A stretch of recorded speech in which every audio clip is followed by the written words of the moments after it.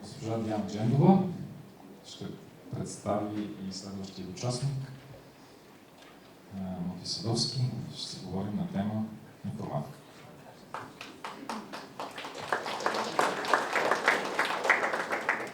Здравейте! Аз съм Диана Джендова от Глобал Консултинг. Глобал Консултинг е една от многото IT компании. Много ми е приятно да видя представители на повечето наши клиенти, тъй като ние сме работили и продължаваме да работим много в банковия сектор. Освен това, бих искала да използвам тази възможност да благодаря на организаторите, тъй като тук се дискутираха много интересни теми. Повечето бяха фокусирани върху банките и тяхната работа и ние сме една от малкото IT фирми, да не кажа само единствената май, освен банк сервис, която е поканена на събитието, за което много благодаря и надявам се да продължим да работим след така добре с всички вас. Днес ще представим на вашето внимание информатика.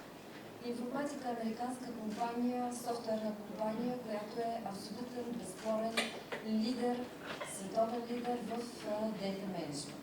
Какво означава това? Тук преди мен много хора казаха най-различни неща за предизвикателствата пред банките. Общо взето има няколко групи, така да се каже, предизвикателства. Разбира се, основните предизвикателства са свързани с основната работа на банките, привличането на клиенти, задържането на клиенти, анализа на данните, на риска, на печалбите и така нататък. Разбира се, всичко това е подкрепено с един много сериозен аналитичен процес, с хардуер, софтуер и така нататък, но в основата на всичко седят, разбира се, данни. И когато ние говорим за данните, ние трябва да сме сигурни, че наистина имаме ефективни средства, с които да можем да откриваме къде се намират определени порции от данни, дали сме сигурни, че нашите данни са чисти, че те са актуални и така нататък. Тоест, един аналитичен процес не може да бъде ефективен, ако ние не сме сигурни, че данните, които му подаваме, са тези, които трябва да бъдат. Така че информатика се занимава точно с това. Това е една част, една категория от продукти, които се занимават с това. Днес господин Садовски ще ни представи една друга част, която е свързана по-скоро с регулациите, друга тема, която е много вълнуваща. Ние предлагаме различни решения за маскиране, за архивиране, за цялостна ретеншън политика на данните, което помага от една страна да снемат разходите по тяхната поддръжка, а от друга страна да бъдем по-сигурни, да знаем точно пак отново една порция от данни, къде се намира, колко се работи, колко се ползва, как се съхранява, кой ги достъпва, как се движи в организацията и така нататък. Също така споменах вече решенията за маскиране, за които ще стане господин Садовски. Друга група от предизвикателства, която също седи напоследък тук, е свързана с сливания и придобивания. Там също по същия начин в основата на тези сливания и придобивания е необходимо различни порции от данни да бъдат прехвърлени от едни системи към други, системи да се обединяват, консолидация на данни, също така валидация на данни. Пак отново биха могли с голям успех да се използват услугите на информатика, продуктите на информатика. И тъй като преди мен лектор беше така небесна да даде пример, аз също ще дам един пример. Позволявам си го, защото това е една success story, която официално е публикувана в страницата на информатика. Viva.com е наш клиент от известен брой години. Аналитичните процеси в Viva.com са ускорени 8 пъти. Самата компания отчете това, благодарение на използването на информатика, която е в основата на прехвърлянето на данните от едни системи в други в тази организация. Може да прочетете за тази история в страницата на информатика. А сега давам думата на господин Садовски и той ще ни представи по-подробно информация за решенията, които са свързани с маскинг и security. Благодаря.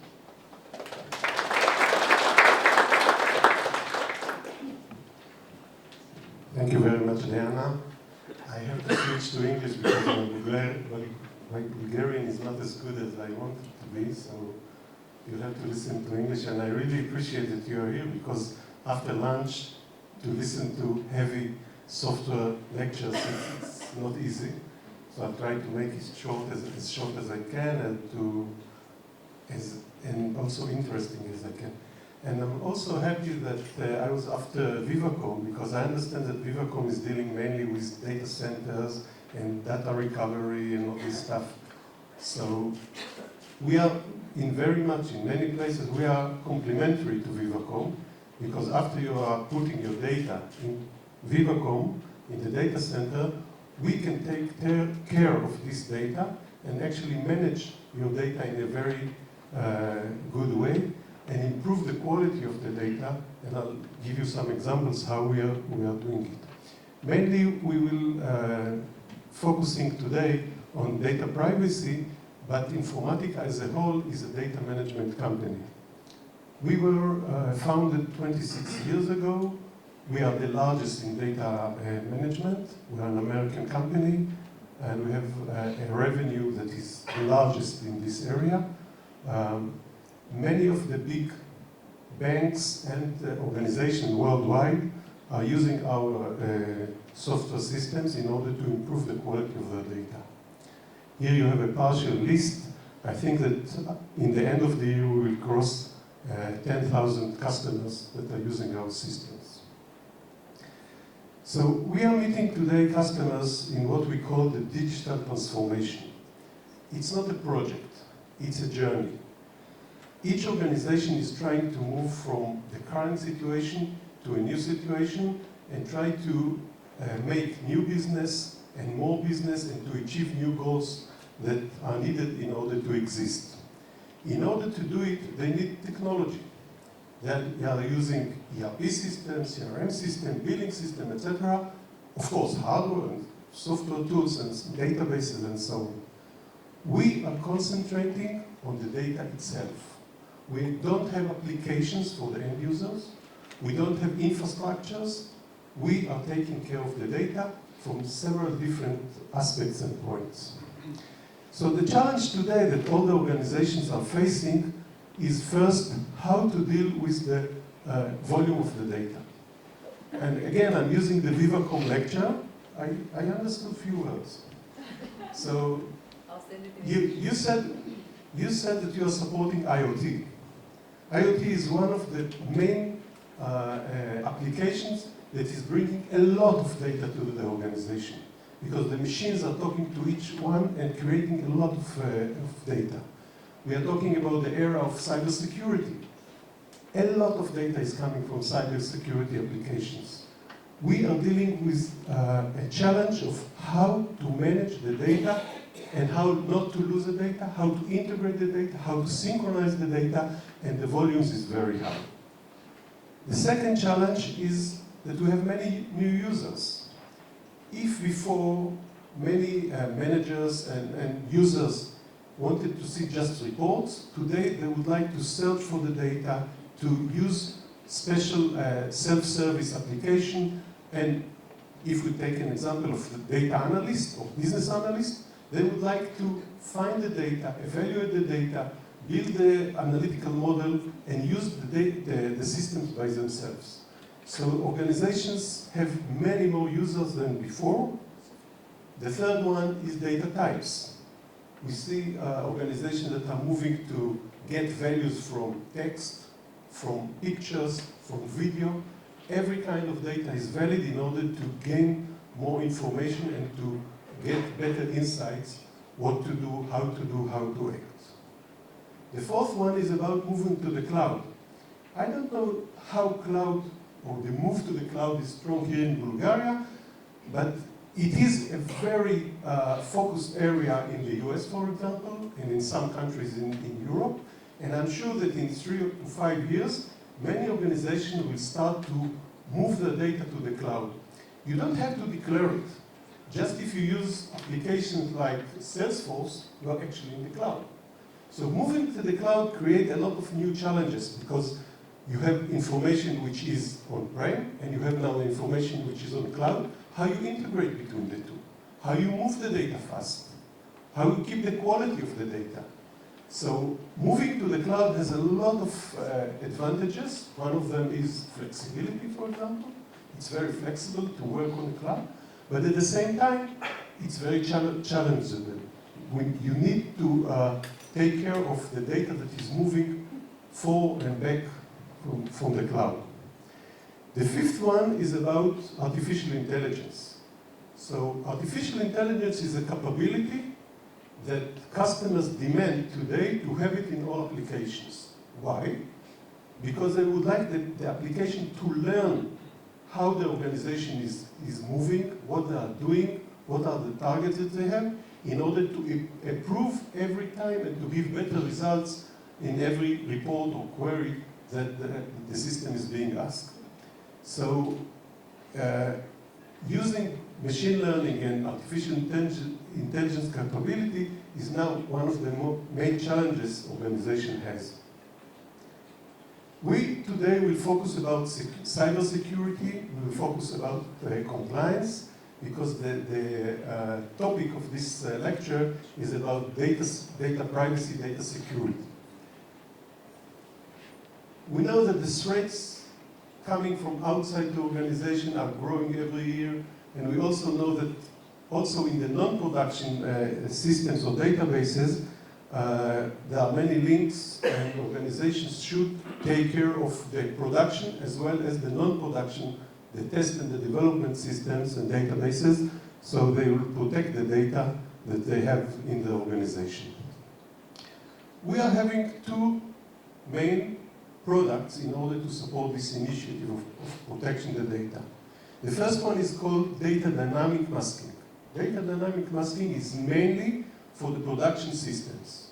If you want to build a layer above the data, we are not changing the data itself, we are building a layer above the data that can allow certain people or allow other people to see just partial of the data. I'll give you an example, and that's credit card. In credit card, you see, we all have 16 digits. But usually in an application or on a print, you see just the last 4 digits. How do we do it? We mask the data using a dynamic data masking system. The second one is mainly for the non-production, for the development and the test. In development and test, we are changing the data itself because we would like the developers not to see the real data of our customers and to allow our customers to be protected. So, and this is an example. I'll start with the persistent data masking. We are changing the data, and you see the table on the right side. We are changing the data completely, so no one in the development or test system will be able to understand to which customer this data belongs, and we are doing it to all the sensitive data on our non-productive systems. We have many customers that are using this system. And also, as you think, and I'll repeat it later on, we are working on most of the databases. I actually don't know a name of database that we are not working on and we cannot connect to. We have connectors to all the databases, and it means that whenever you are installing our system, immediately you are connected to all this list of databases that you can see here on the slide. In the dynamic data masking, the story is different. We are not changing the data itself. We are building a mask on the data, and it's based on who are the people that need to see the information. If you need to see part of the information, you will see just part of it, and there will be a layer on it that will not allow you to see the data itself. Even organizations like Forrester, the analyst company, ranked us as one of the best solutions for data protection, and we are covering all the needed components, and we give a very good solution. This is a selected list of the customers using our masking system from Europe. We are selling it worldwide, but you can see here that there are many banks. You see the Lloyd Bank and Deutsche Bank and others. They are using our system very heavily and very successfully. This is another example, and I don't have enough time to tell you the story of American Express, but American Express is using not just our masking system, but many other systems in order to protect the data and manage the data better. And I can tell you later on how much or what they are doing with our systems. At the end of the day, we have many more products and we have many more solutions. In order to manage the data better, if I look from left to right, we have several products. The first one, the second line here, is about data integration. The first one is how to move the data quickly, how to move the data and transform the data and to load the data to the new database. If you are using a data warehouse, for example, this is a very important tool that you want to use. If you are moving from data warehouse to big data environment, yes, we have the tools that allow you to work with open source product, like database like Hadoop, in order to build and to move the data to the cloud, to the Hadoop, to the data warehouse. You can choose. And again, in order to do it, it's not just one product. It's a total solution. Why we need? Because each and every customer, you have a different database. You have different environment. So you need different connectors. We have connectors today that enable you to work with all the known databases in the world. Meaning that you are installing the system today, and tomorrow you can start working. You don't need development. You don't need the time that is spent and the bugs that you have after the development. You can use it as is immediately. I can give you some more examples, and I can't talk about all the platform because we don't have enough time, but I will talk about one product that I think is very important, and it's also related and connected to the data privacy that we are talking about. The product name is Enterprise Data Catalog. Enterprise Data Catalog is a solution, or actually it is a product, that enables you to find the data where it is. We would like to mask data on customers. I'm meeting a lot of CIOs, a lot of organizations. Where is my data on customers? Do we know where the data is? Are we sure that what we know is all the data that the customer has? The courage, the people that has the courage to say so are saying, no, I don't know where my data is. So data catalog is about how to find the data in all the database, all the files, all the reports, everywhere in the organization. We are searching the organization, trying to find where the data about customer is. We are finding that the customer has a name, private and family name. We know that they have an email, an address, a phone, an ID, some other information. And whenever we will find a similar pattern of data in another database, we will know that it's also related to customers. So the first tool that many organizations are using today is a tool that is called Data Catalog, enable you to find the data and to evaluate it. If I go back to data privacy, I would like to show here, it doesn't move, oh, it does, a solution that is called Secured Source. Secured Source is actually using the same tools of the data catalog, but it's specialized for security. It will show the organization where the sensitive data that should be masked is. Where the organization can find the data that should be masked, you can discover the data, you can evaluate the data, you can classify the data, and if, for example, you see data that was not updated 10 years now, don't deal with it. It's a history. Delete it. Or move it to archive. But if you find the data that was updated yesterday, it's very relative. It's very important. So you can evaluate the data, understand where it comes from, where it was created, who is the owner of this data, etc. So you will know if to mask the data, and if to protect the data or not. So this is a solution that comes before the masking, the persistent or the dynamic masking that we are giving as a service. Again, this is a list of some, or a selected list of some of our secured source solution customers that we have. And you can see here, again, many of the banks, worldwide banks, like Belkis Bank, and I see many others.